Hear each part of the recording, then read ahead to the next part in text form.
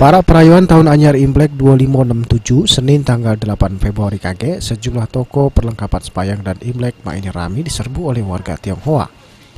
Para pemilik toko peralatan sembahyang pun meraup untung besar para Imlek ini.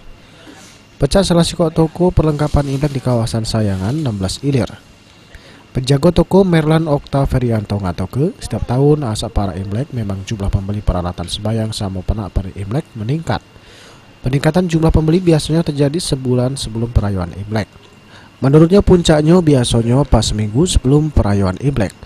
Kalau ini peningkatannya sekitar 50%, tapi pas seminggu sebelum Imlek KG, pajak meningkat sampai 100% dari hari biasanya. Yang paling banyak dicari pas para Imlek ini ialah kertas sembahyang sama angpau. Namun pernak-pernik Imlek lainnya juga diburu, pecak percon, lampion, sama pernak-pernik lainnya. Ya ini kalau tiap Imlek pasti minta lah, rame lah.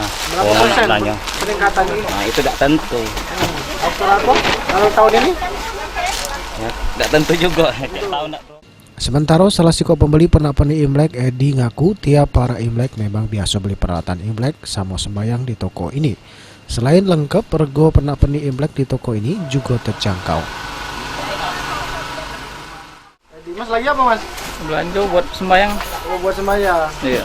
Beli apa? Beli kimcua. Memang sering tiap Imlek memang di sini ya? Iya, tiap tahun. Tiap tahun di sini. Wibisono, PAL TV.